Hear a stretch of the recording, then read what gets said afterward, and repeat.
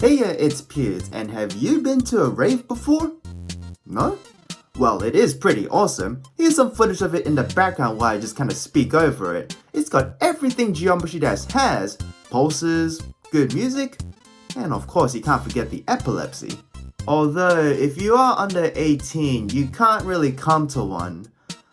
Wait, that's like 60% of the Geometry Dash community.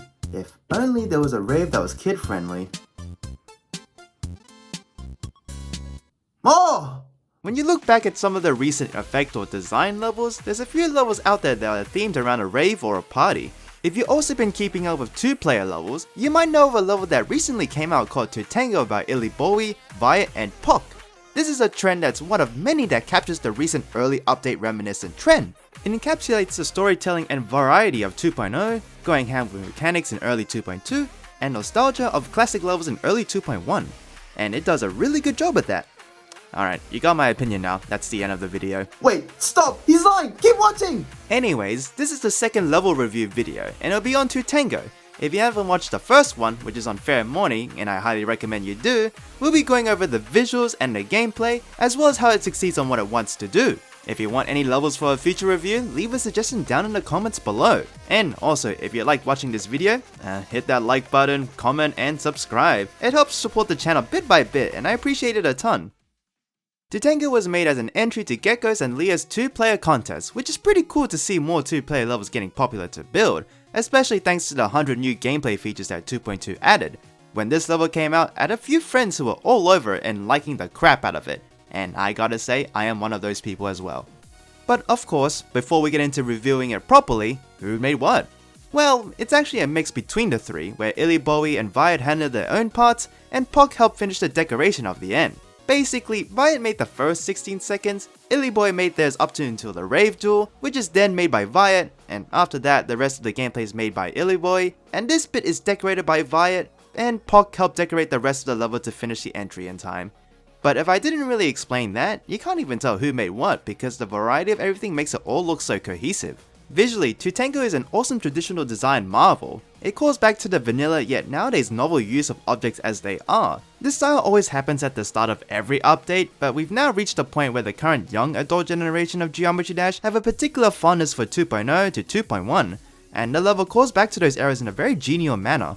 If you take a look at the designs and the colors of the pre-drop, it has this veneer of entering a foreboding castle space. But as you go further in, that veneer really fades away as the block designs, colors, and gameplay really start to get more abstract and involved. The progression here feels really rewarding thanks to the supreme variety that this style enables. Playing from zero makes powering this part in a flow state really exciting, and all the visuals add to that experience really well. It's also pretty cute that the level is just promoting a Sky Party couples night from 11 PM to 4 AM, like a real club, but I gotta say, that address is not helpful to find the place.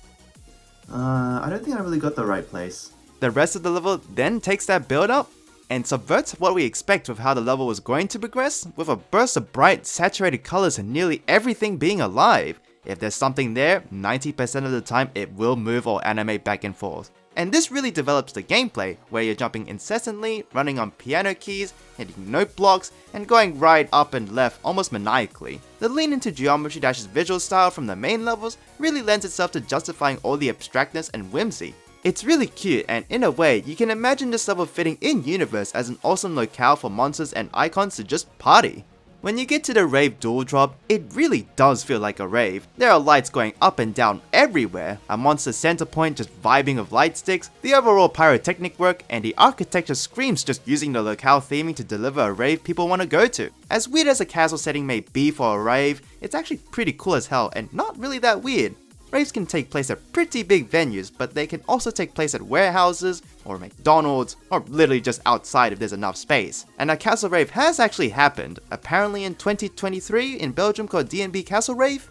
Finally, pocke's decoration at the end fits so seamlessly with the rest of the level that I had to actually ask Viot which parts he made. It helps that all the creators are very well versed in the traditional GD visual style. Everyone really did their research on Raves, and it translated just amazingly into a Geometry Dash level. As for the gameplay, it's quite manic, yet also very composed. You have the camera turn on you and the gameplay goes from war to war. Yet it also knows when to keep things static to emphasize on what is going on in the level, and it has so many mechanics where you can just play the level like an actual rhythm game if you don't want to learn the gameplay, hold on specific segments, hitting note blocks with your icons, using one icon as a platform for another, and so on and so forth. It's basically like a mega soup of whatever the chefs thought was a good idea to put in, and it actually worked. You think it'd be overwhelming or confusing, but it's more rich in what you get. This soup is awesome! With Viot and illybwoy building their individual parts, both in gameplay and visuals, it makes for very self-contained yet very in-depth and well-realized ideas, and that's why it works so well.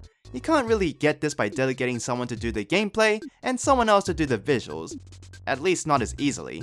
It's super learny and sometimes frustrating as you realize you have so much to contend with, but when you take the time with it, along with the level being actually kinda forgiving, you can easily beat this with enough effort and practice. And with enough practice, this level becomes like a performance that you can show off to your friends when you beat it. The gameplay is a frenetic ballad between two icons, and it is unlike any other two-player level I've played. It's just awesome and fun. If you're willing to give soloing two-player levels a shot, especially with the duality gauntlet contest over the horizon, this level is right up your alley. Dude, I'm still trying to figure out where this place is. It just says up! Maybe I have to look outside? That might help? No, not there.